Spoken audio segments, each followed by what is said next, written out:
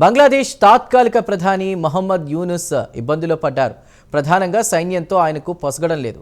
అంతేకాదు దేశంలోని వివిధ రాజకీయ పార్టీలు మహమ్మద్ యూనుస్కు వ్యతిరేకంగా తయారయ్యాయి. దీంతో బంగ్లాదేశ్ భవితవ్యానికి సంబంధించి ఆయన కీలక నిర్ణయాలు తీసుకోలేకపోతున్నారు. ఈ నేపథ్యంలో మహమ్మద్ యూనుస్ రాజీనామా యోచనలో ఉన్నట్లు ఢాకా వర్గాల సమాచారం.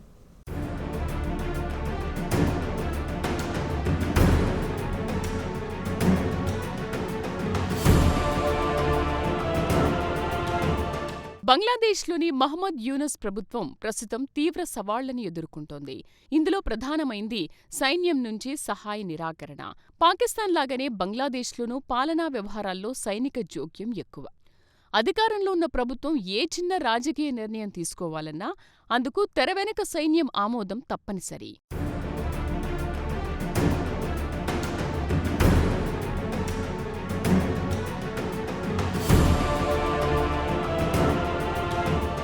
ఇదిలా ఉంటే కొంతకాలంగా మహమ్మద్ యూనుస్కు బంగ్లాదేశ్ ఆర్మీ చీఫ్ జనరల్ వకారుజ్జమాన్కు విభేదాలు నడుస్తున్నాయి.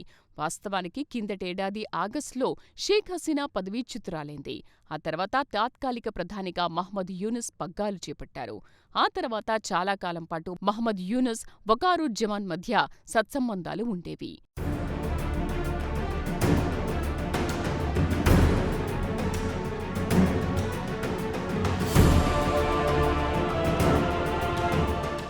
అయితే ఆ తర్వాతి కాలంలో ఇద్దరి మధ్య పొరపొచ్చాలు మొదలయ్యాయి. ఎన్నికల నిర్వహణ, పాలనా వ్యవహారాల్లో సైన్యం జోక్యం తదితర అంశాల విషయంలో ఈ విభేదాలు తలెత్తినట్లు తెలుస్తోంది. కాగా 2026 జూన్లో బంగ్లాదేశ్లో సార్వత్రిక ఎన్నికలు జరుగుతాయని ఇటీవల మహమ్మద్ యూనుస్ ప్రకటించారు. అయితే ఈ నిర్ణయాన్ని ఆర్మీ చీఫ్ జనరల్ వకారుజ్జమాన్ తప్పుపట్టారు. బంగ్లాదేశ్లో ప్రజాస్వామ్య ప్రభుత్వం ఏర్పాటు కావాల్సిందేనన్నారు వకారుజ్జమాన్. ఇందుకనుగుణంగా ఈ ఏడాది డిసెంబర్లోగా ఎన్నికలు నిర్వహించాల్సిందేనని ఆయన పట్టుపట్టారు.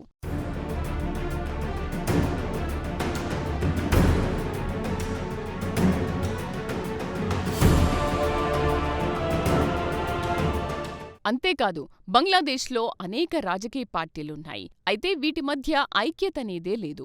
వీటిలో కొన్ని రాజకీయ పార్టీలు లిబరల్గా కూడా ఉంటాయి.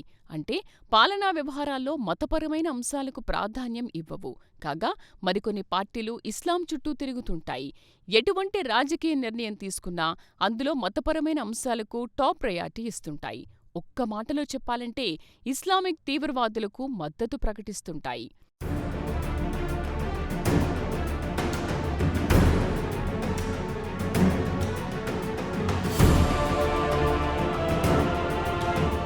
ఇటువంటి పరిస్థితుల్లో తాత్కాలిక ప్రధాని హోదాలో మహమ్మద్ యూనుస్ ఎటువంటి నిర్ణయం తీసుకోలేకపోతున్నారు. ప్రధానంగా దేశ భద్రత, భవితకు సంబంధించి ఆయన చిన్నపాటి డెసిషన్ కూడా తీసుకోలేకపోతున్నారు. దీంతో సాధ్యమైనంత త్వరగా తాత్కాలిక ప్రధాని పదవికి రాజీనామా చేయాలని మహమ్మద్ యూనుస్ డిసైడ్ అయినట్లు ఢాకా వర్గాల సమాచారం. ఇదిలా ఉంటే national citizen party chief Nahid Islam కూడా ఈ విషయాన్ని ధృవీకరించారు.